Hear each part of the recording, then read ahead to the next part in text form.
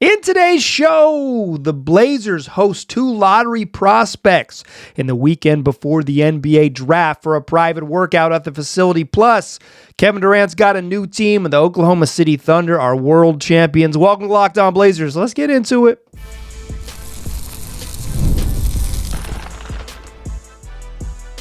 You are Locked On Trailblazers, your daily Portland Trailblazers podcast, part of the Locked On Podcast Network.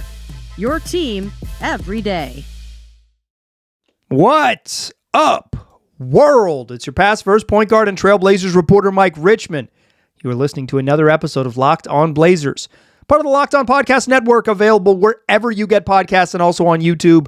Thanks for making this show your first listen. Coming at you each and every weekday, Monday through Friday. So make it a part of your daily routine. Make it your first listen. Tell your friends to do the same. It's Locked On Blazers, your team every day. In today's program, the Blazers hosted a private draft workout for Collin, Murray-Boyles, and Kasparas Jakucionis over the weekend. 2 lottery prospects likely to be taken at the very least, probably in the top 20, if not right there at 11 by the Blazers.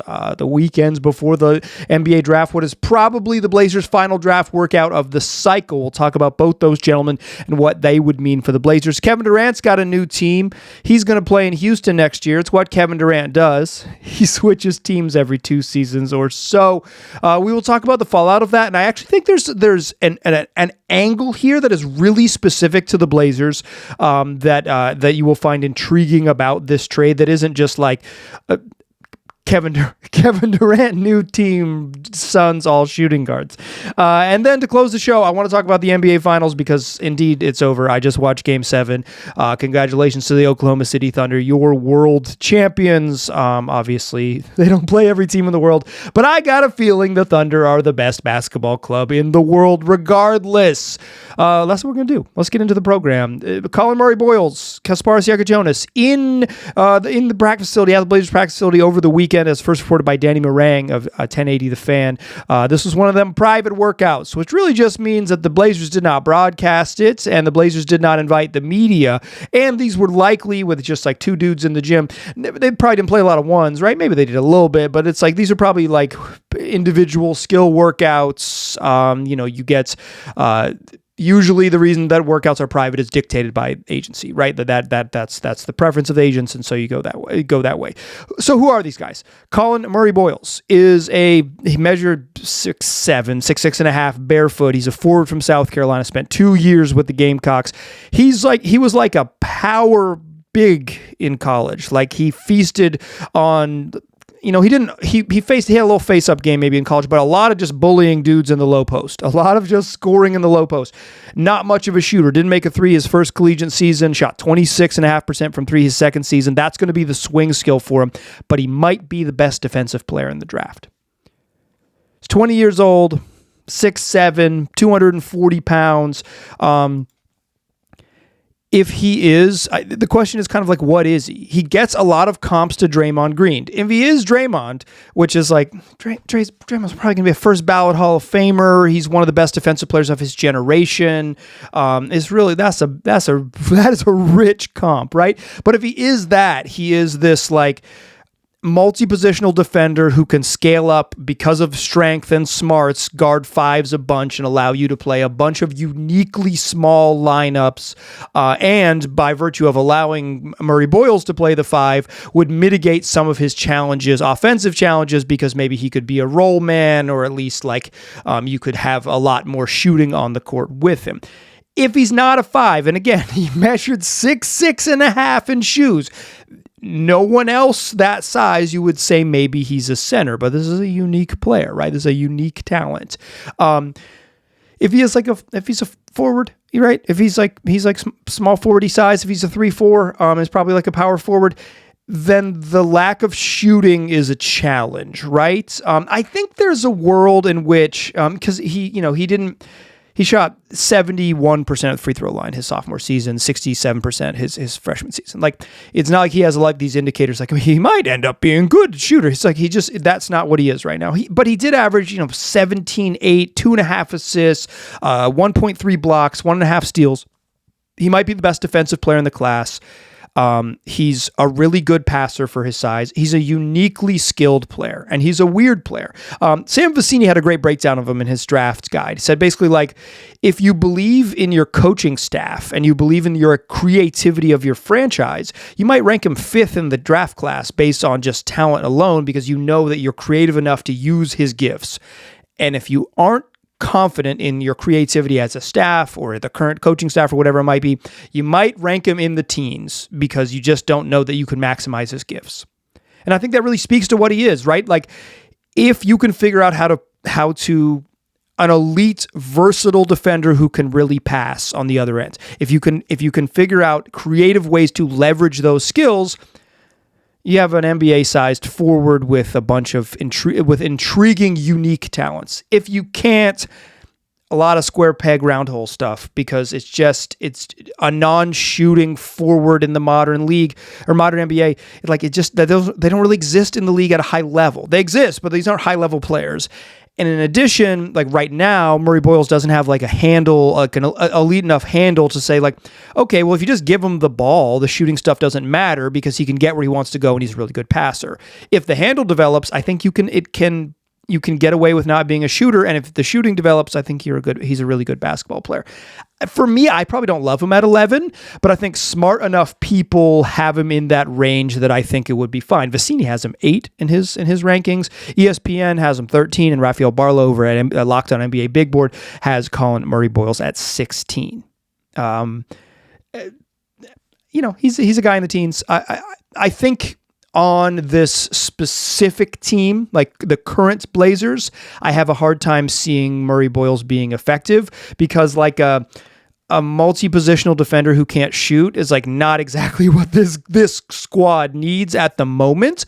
But like if you're being serious with yourself, like if you're a serious organization, you do not draft about needs on the specific team when you're a 36-win team. You think about further outcomes. But if you can't figure out a way to maximize someone's gifts, then the fit can become like enough of a problem that best player available you're not able to maximize that best player. So I don't think fit is meaningless, but if you really believe in the talent, you make the pick anyways. Collin Murray-Boyles was in Blazers practice facility along with Kasparas Jakucionis. Jakucionis is someone I've talked about a bunch. ESPN mocked Jakucionis to the Blazers in their most recent mock. We'll see what they do next week. They'll probably release, I assume, one more right before the draft starts. ESPN has been nails with the Blazers lottery picks, the Blazers first-round picks over the last couple of years. They've been very good at getting them right. I'd say if where there's smoke, there is at least a small fire. It might be like it might be an oven, but not like a roaring blaze. But like there's some heat there, I think, for sure. Vecini has Jakucionis 7 on his big board. Raf has him 13. ESPN has him 10th on the big board. He's a big guard, 6'4.5" barefoot, 6'5" barefoot, shot okay from 3, 5 attempts per game, but 32%, but he was shooting in the 40s, and then he had a forearm injury in January, and he came back and he really struggled to shoot in the second half of the season. So if you buy the injury thing, then maybe, you think he's a really good shooter, and he shoots step backs, like he creates his own threes, a 6'5", he's a creative passer, one of the best passers in his class. It's either him or Yegor Demin or maybe Collin Murray-Boyles. The Blazers need playmaking. I understand why they've been linked to these guys that can make plays. They need more guys who can pass. That's one of the ways that the offense could get unlocked a little bit. Jakucionis shot 85% from the free throw line. So again, if you think free throw shooting, particularly for young guys, not like every player, but for young guys, is he's 19, is an indicator of just like overall touch. He seems to have good touch. And, 15 points, 5.7 boards, 4.7 assists, turn the ball over a lot because sometimes maybe he's trying to do too much, running a lot of pick and roll and getting a little aggressive with making plays, and maybe his handle isn't as tight as it would need to be. I think the question with him is, what is he? If he's a 6'6" point guard and he hits that ceiling as a 6'6" point guard, that's an awesome basketball player. Boy, does your team have a real interesting look if you can play a dude who's 6'6", who's a legit point guard. If he can't be a full-time 1 and he's more of like a secondary playmaker, connector, off-ball 2, it doesn't mean that he's bad. And it doesn't mean that he can't be like pretty darn good and like a high level starter. It does limit, I think, his overall ceiling if he is not a primary on ball point guardy type player. I like him because I like the creativity, and I would take the bet on the shooting and the size. Do I think he screams all NBA talent? I don't, but I do think guys about his size with the profile, ability to get into your own shots, like he takes a bunch of step back threes. If you watch his attempts, not his makes, just watch his attempts. He gets himself into jumpers off the dribble. That's a valuable skill in the league. There was a time when those shots go in. He's a creative player out of pick and roll. Like, I'll bet on that skill set. At 11. I don't know that I would bet on it way higher than 11, but I would bet on that skill set 11. Jakucionis is probably near the top of my it makes sense type of drafting. And I will say, to wit, in the Locked On NBA mock draft before any of this ESPN Jakucionis predictions came up, that was my selection. So I was sort of into it before it seemed like a reality for the Blazers, back when old Diego Demin was the Blazers pick on ESPN. I was a KJ believer, and I still am. I don't know if I'm like saying, like I said, I'm not all NBA, but I think this is like, I would bet on, size, shooting, playmaking. Those are skills that if you don't have elite athleticism, the smarts to make plays and the jump shooting, you can just play in the league. Like, you can just get away with more in the league, and you're not. And at 6'5" barefoot, he's, even if he's targeted a little bit on defense, I just think it's easier to get away with it at that size. So that's who was in the gym. Collin, Murray-Boyles, and Kasparas, Jakucionis over the weekend for the Blazers. I don't know for sure if this is the final workout, but I'm willing to wager it is, because the draft is Wednesday. Tomorrow is Monday. The draft is on the other side of the country. I bet the Blazers are done with workouts. So if you just look at who's worked out in terms of like reasonable people that would be in the Blazers range, we're talking Derek Queen, Kasparas, Jakucionis, Diego Demin. Derek Queen's a big guy from Maryland. Kasparas, Jakucionis, Diego Demin, big point guard from BYU, Collin Murray-Boyles from South Carolina, Asa Newell from Georgia, although I think 11 would probably reach. Jace Richardson at 11, Liam McNeely, probably not there, and maybe Rasheer Fleming. You could probably throw Noah Pinda in there as well, although the last couple names I said are probably reached. The Blazers haven't had a ton of guys in their range. I want to talk a little bit more about that. I want to talk about the KD trade in the second segment. Join me there, won't ya? First, though, I want to tell you that today's program is brought to you by OLIPOP. Listen for the pop. If you are a soda drinker, you know that you're drinking a lot of sugar. You're drinking stuff that's not great for you. And OLIPOP is a new kind of soda. It's made for people who love the classic taste of soda, but want something that supports their health. With just 2 to 5 grams of sugar and 9 grams of prebiotic fiber in every can, OLIPOP is reimagining soda in a way that's better for your gut. A traditional Coca-Cola, Coke Heavy, has 39 grams of sugar. Right here, this is the OLIPOP dupe, the OLIPOP Coke dupe, their vintage cola. It is, I would say, similar in character to Coca-Cola, although I don't know. I'm not looking at any copy that says this is straight up Coca-Cola, but I'll say similar in character to Coca-Cola. This thing's got 2 grams of sugar and 9 grams of prebiotic fiber. That's a third of your daily fiber in a can of OLIPOP. If you're someone who maybe drinks soda, this is a great replacement. If you're someone who wants sort of maybe that nostalgic hit but doesn't want to drink something terribly unhealthy, why not go for it? And you can crack open a can of soda that actually supports your gut health with OliSmart's prebiotic blend. Plus, you can get a free can of this stuff. All you got to do is get a free can of OLIPOP. You buy 2 cans in store and they'll reimburse you for 1. You head to drinkolipop.com/LockedOnNBA to claim your free can and find OLIPOP near you. That's drinkolipop.com/LockedOnNBA. All right. Real quick on the Blazers draft stuff to close it out. I mentioned at the beginning of the draft cycle that when you're drafting at 11, it's hard to get guys whose range they hope ends at 7 or 9. They're like, nah, I don't want to work out for the 11th best team. So the Blazers might have had a little trouble getting guys in the door just because of that. Plus, they're just full. They're full with young players. Scoot, Shea, 2, Denny, Donovan Clingan, not to mention the veterans who are still on the roster, Anthony Simons, DeAndre Ayton, Jeremy Grant. Like they're not like a really appealing landing spot for like, yeah, I'll have them work out there. Even though we're supposed to, I want my client to go 7th, like 11 would be great because they really need X position. The Blazers don't really have that, so I'm not surprised that the workouts weren't super juicy. Like Queen, Jakucionis, Demeen, Collin, Murray-Boyles are like the most realistic shots at 11. I'll talk more about kind of the Blazers' other options on a show later this week, but I would say like when you're sort of zooming out, it's like they just didn't work out that many dudes at the 11th spot, but as another note, and I think this is an important one to note, the Blazers have under Joe Cronin have brought the players they've drafted in the lottery into the gym. Their lottery picks have been guys that they've worked out, met in person, all of that stuff. They don't have to do that. It only takes one. It's like we're 3 drafts into this thing. This is draft 4 of the Cronin era. He does it one time. We're talking, 75% of the time he works these guys out. So like, I'm not saying this is it's like a dead on trend, but so far what we know, if the Blazers do pick at 11 and don't move around in any direction, I think it'll be that group of guys. I think from that group that they brought in, like it'll Queen or Demeen or Jakucionis, like that would be my guess, or Murray-Boyles or Penda, like that. I feel like if you're doing some tea leaf reading based on what we know about how Cronin has operated, that is what we know. There was some news in the NBA. It wasn't just that a team won the NBA championship. But Kevin Durant finally got traded, and he finally got traded probably where you thought he was going to go. Guess what? He's a Houston Rocket. Duh.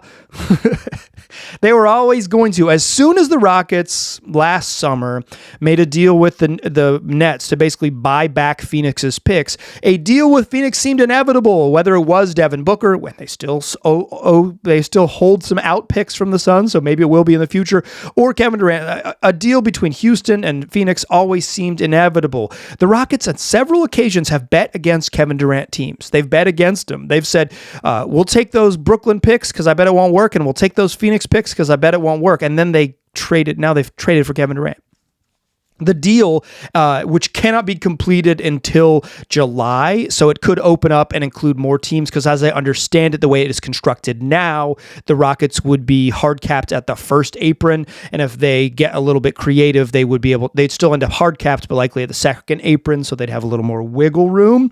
So I wouldn't be surprised if this expands to a more than just 2 teams, but as it is right now, Houston gets Kevin Durant, and Phoenix gets Jalen Green, Dillon Brooks, the 2025 first round pick, number 10 overall. The Suns will now be picking with their own selection directly in front of the Blazers at 10, plus 5 future second round picks. We won't worry exactly about what those picks are. One of them is the end of the first round this year.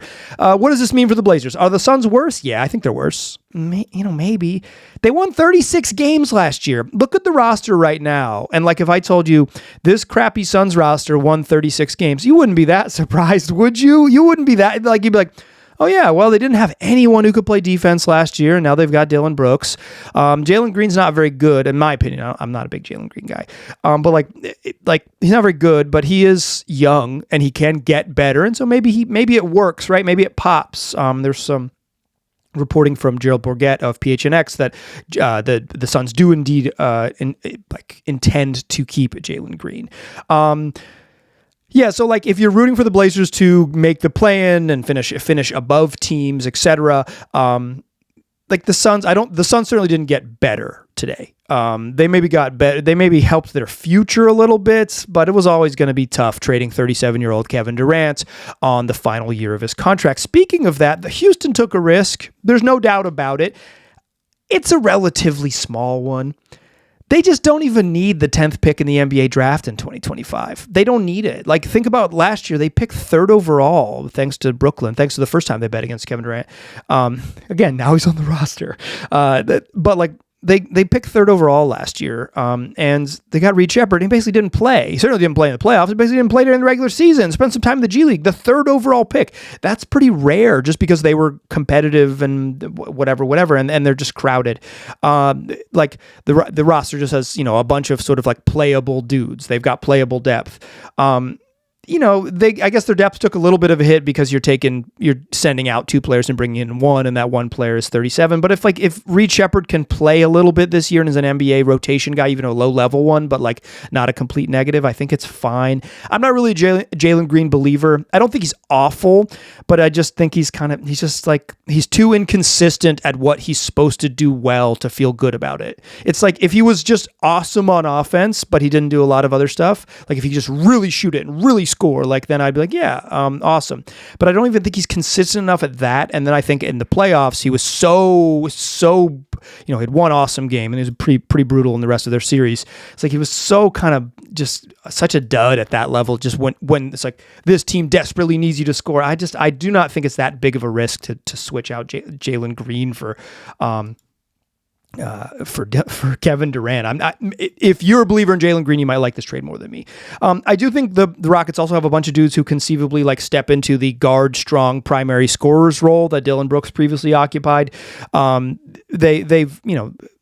You play more Tari Eason, you let Jabari Smith Jr. kind of step into that role. You unleash Amen Thompson to really go for it. You find some minutes, although Cam Whitmore doesn't fit this description, you find just more minutes for Cam Whitmore to play, a former top 20 pick. Like I'm not super worried about. I think this is a risk because Kevin Durant is 37 years old. He's had a whole bunch of health stuff. Eventually time will catch up for him. But I even think early last season for Phoenix, before he had some injuries, he was awesome. Kevin Durant was awesome. He's still good, but he is indeed 37 years old. And he's expecting a big payday. So he's either, he's like, are you going to give Kevin Durant about 2 years, $120 million, 2 like $60 million years when he's 38 and 39 years old? But yeah, like if I'm in a playoff series, I would just straight up rather give the ball to Kevin Durant and say, help me, than Jalen Green, as evidenced by the last time the Rockets were in a playoff series and they got to a game 7 and they just like needed more offense. I think this is fine for them. It is a risk, no doubt about it, but I think they addressed a need and it was a relatively light cost. In part because of the way their roster works, they just don't need the number 10 pick in the draft this year. It's unique to their specific situation. I mentioned something that is an angle that really, I think, is Blazers centric that I haven't mentioned yet. I want to mention it in the third segment, and then we'll talk a little bit about the OKC championship run. It has to do with Jalen Green and the fact that he was indeed tradable this season. Join me in the third segment. We will talk about it. First, though, let's talk Monarch Money. Sometimes I bet you look at your bank account and you might say to yourself, like, hey, where did all my money go? Well, that's where Monarch Money comes in. If you're asking that question, then maybe you need Monarch Money, your personal CFO giving you full visibility and control over your finances. It's not just a budgeting app. Monarch Money is a complete financial command center. You can track all your accounts, investments, and spending all in one place. So you stop just managing your money and you start building wealth. You can use Monarch Money to track like individual expenses, right? You can say like, how much money am I spending on groceries? How much money am I spending on entertainment? How much money am I spending on, podcast subscriptions? You'll never have to pay for this one, baby. It's free thanks to Monarch Money. But like you'll also be able to manage your long-term and short-term goals. So like if you want to use the savings and tracking your spending, but the savings tools, you can have long-term goals. Hey, in 5 years I want to have this much money invested. But you can also say, hey, in August I want to have this much money set aside because I want to go do something. And with Monarch Money, you can do both of those things at the same time. So take control of your finances with Monarch Money. Use the code LOCKEDONNBA at monarchmoney.com for 50% off your first year. That's monarchmoney.com. And the code is LOCKEDONNBA for half off your first year. Still a pass first point guard. Still Mike Richmond. You are still listening to Locked On Blazers. So I want to mention something I listened to this afternoon. I listened to Nate Duncan's podcast. I believe it was behind the paywall, but that Dunked on Prime. But they mentioned that like one of the reasons that Jalen Green was tradable in this scenario is because he signs an extension last summer, and that extension kicks in for next season, which is one of the reasons why this trade can't go down until July, after the draft, after the new league year, end of the moratorium, all that, right? Like, it has to be the 25-26 season. It can be agreed to now, but it has to be the 25-26 season where this is completed. And one of the reasons of that is the Jalen Green extension. And that got me thinking, just quickly, I'm probably in general against the idea of the Blazers paying Shaedon Sharpe. Spoiler for a future episode where I'm going to talk about this a little more. But like, I think just in general, I think you're better off playing the restricted free agent game. Say, hey, Shaedon Sharpe, we think you're good. We want you to be here. There's no reason you're not going to be here, but you haven't been productive enough for us to give you, 30 plus escalating millions of dollars a year. We want you to go get that money that you earned on the open market next year, or we want to pay you next year. And then the way you pay him is let him go get an offer sheet if one's available. But like, you just play the game, right? That's my kind of thought with Sharpe. But the reason that Jalen Green is tradable in this instance is because and he's like relatively comparable to Jalen Green. His production to begin his career is relatively comparable to Shaedon Sharpe's production. I would say Green much more prolific, just played more games, did more stuff. But like, I would say relatively comparable production. Relative might be doing a little heavy lifting there, but relatively comparable production. And they signed him to a 2+1, a 3-year contract. And that allowed him to be salary match in this trade for Kevin Durant. So if you are thinking like down the line that you want the Blazers to be able to make a big splash, one of the ways you do that is have tradable parts. Shaedon Sharpe would be a tradable part. If the Blazers were going to make a big splash, if you're rooting for something like that, one of the values of agreeing to a Shaedon Sharpe extension this summer would be to do that. I don't think that a lot of you are thinking, as I knock the camera, apologies to those watching on YouTube, minor earthquake in the studio. But I don't think a lot of you are probably thinking like the Blazers need to sign Sharpe to make him more tradable. But if you are like opening up all of your options, one of the ways to like valuable ways of maybe agreeing to a Sharpe contract extension now would be to allow him to be tradable in a big fish type of trade. For me, I don't think the Blazers are a big fish type of team yet, and I have trouble seeing them be a big fish type of team in 2026. But at some point, you got to hit the gas and you got to go for it. And giving yourself opportunities to do that. I mean, I think the best case scenario is that Shaedon Sharpe is the star that you are trading for, and you by trading for, I mean you're just letting him grow into that. But there's a world where he's just straight up not that, and having more tradable assets has some value. Okay. The Thunder won the championship. This is really not the place to get reaction to that. But that's just the Jalen Green angle. I think the Jalen Green angle from that trade has from Houston to Phoenix has some Blazers implications. Think about like, I wouldn't subscribe that same logic to an Anthony Simons extension because they're just not the same age, blah, blah, blah. So you're not trading a 22-year-old, trading 27-year-olds. It's just very different. It is a different thing, but I do think with specifically Shaedon Sharpe, who's extension eligible this summer, I think there is a little Jalen Green parallel to at least keep in your back pocket. The NBA Finals. OKC wins. A great finals. What a freaking bummer to begin it. Tyrese Haliburton tears his Achilles in the first quarter, and it's just it was awful. Without being too flowery about it, it's awful. It's just horrendous. I hated it. I hated every bit of it. It's just an injury for such a great series and such a fun team. It was just an absolute gut-wrenching moment because you just knew it, and then ESPN insisted on playing the replay so many times. I have a close friend who texted a group of us right away and said, like, well, we all know what just happened. We all know what that is. And it's like, we certainly do. What an awful thing to happen for Haliburton to, play through this calf injury and have this happen to him. So the third Eastern Conference All-Star to blow their Achilles in the playoffs. It's just brutal injuries. And the Indiana Pacers could have gone out like chumps in that moment, and they didn't. And it's a real testament to how awesome they are.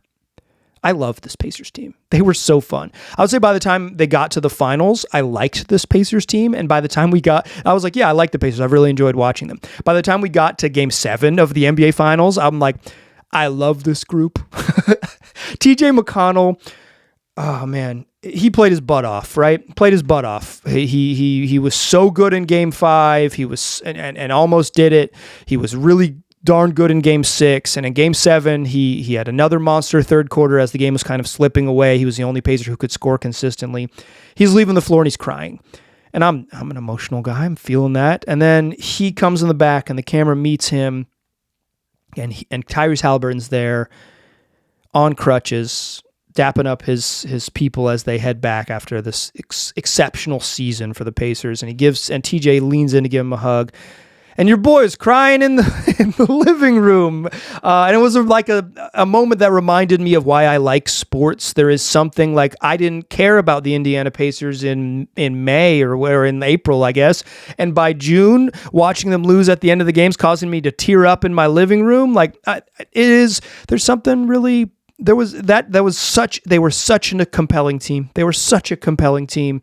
I love that Pacers team, and I'm devastated for them to have their season end like that. Because now has Halliburton going to miss all of next season, coming off the 2 years run that they've had? It's really deflating and brutal for him. But congrats on an absolutely great year to the Pacers. Go listen to Locked On Pacers. Tony East is really good. Go listen to it. And if you want to hear Locked On Thunder, that angle from Locked On Thunder, Rylan Stiles also does a very good job over Locked On Thunder. And guess what? The folks at Locked On NBA will have you covered too, because that's what we do, baby. That's how the network works. Your team every day from a whole bunch of different angles. I'll say this about OKC. They're best team all season long, and they were deserved champions. I know some of my immediate friends do not like the Thunder. That's one thing I've learned during the playoffs is a bunch of my basketball friends hate the Thunder. Respect. You're allowed to dislike whatever you dislike, but I don't have any beef with them necessarily. I would go as far to say is I kind of like them. I do. I hate, there's something about their branding that I just despise. I hate it. I hate the way the Thunder jerseys look. I hate the Loves logo. Like if they just wore any other jersey, I think I would really love this team. But there's something about OKC that makes me makes it a little wonky. But the players, the actual players, I really enjoyed, and I enjoyed their run. It is a testament in both of these teams to the importance of depth. Both of these teams were able to go 10 deep. A friend of mine texted me that in the first quarter of Game 7 of the NBA Finals, 21 players played. You can assume that maybe the Pacers went a shade deeper than they would have because of the Halliburton injury, but 20 players would have played in Game 7 of the NBA Finals, largely unheard of in this era. I don't think you have to win with depth, but I do think depth is required to be competitive. I think you could, by that, I mean to say, I do think you could get into these playoffs and shorten your rotation to 7 or 8 guys and just say, we're going to go for it. But I do not think you could get this deep into the season and play 7 or 8 guys. I think that's the difference, is to sustain what it takes mentally and physically to get through the first few rounds of the playoffs. You just need a bunch more interchangeable parts to play. And then I think if you get to the finals, you could probably get away with shortening it a little bit, although there is some fatigue stuff that is going to obviously set in at some point. Thunder, they won 68 games this season, deserving champs, the youngest team since the 77 Blazers to win the championship. Is this the beginning of the dynasty, or does the CBA not allow for dynasties anymore? We shall see. If any team is set up to contend for a long window, it's this group. I'll say if they win again, I probably won't say I kind of like them. I'll be bored with them, or maybe just the way you always end up rooting against Goliath, I'll end up rooting against Goliath. But if there's a lesson from these playoffs, or lesson from both these teams run, is that you need depth, and that the healthiest team usually wins. Like if OKC went to 7 against Denver and Denver was incredibly beat up, if Denver is fully healthy, and that's a team that doesn't have any depth, if that team was healthy, or had more depth, but I think if Michael Porter Jr. isn't playing with one arm, if that group had a little more to give, Aaron Gordon had a little more to give, playing through a serious hamstring injury, maybe they lose, right? But they didn't. They walloped them because the healthier team usually wins. And maybe the Pacers win this game without Tyrese Halliburton. I will say it's unknowable. You can't know that. You cannot know the outcome with Halliburton. Save that for someone else. You can't know. You can believe whatever you want to believe, but it's unknowable what the outcome would be. But it wasn't the outcome. He got hurt, and it was terrible, devastating. And they won because healthy teams win. It's the NBA playoffs. It is attrition. It is the longest season. It starts before Halloween, and it ended tonight on June 22nd. You're listening to Monday, June 23rd show. The NBA Finals take 18 days to complete. It was an 18-day saga for those 7 games. It's forever. If you want to win, you need depth and you need luck. And I think that's a reminder. And also, like, the Thunder lost 14 games in the regular season and were stretched to. They were awesome, an all-time great regular season, and were stretched to 7 in the Western Conference Finals and the NBA Finals. It is forever to win, and they are deserved champions. Congrats. The rest of this week, let's talk real quick as I run a little extremely long on this Monday show. Let's start your week off right with about 36 minutes of Mike, baby. We are going to talk draft stuff. Tomorrow, I will round up all of the scuttlebutt. We're going to have a whole bunch of Monday morning reporting that's going to come out about the Blazers and the draft and everything. I will have a huge rumor roundup show, everything you need to know. That'll be. I will record that on Monday. That'll be Tuesday show. Wednesday show heading into the draft. Again, everything you need to know, all of the latest updates. Plus, I'll make my predictions. What are the Blazers going to do and all of those things? Then on Thursday's show, we will cover the first round of the draft. Friday's show, we'll cover the second round of the draft should the Blazers do anything or do a draft wrap-up and look ahead to free agency, which starts the following week. Holy cow. It starts Monday, a week from, as you're listening to this, today. The NBA offseason is a rolling along, and so will Locked On Blazers. That's what we do, 5 days a week, wherever you get podcasts and also on YouTube. Tell your friends about the program. I appreciate you listening. I'll talk to you soon.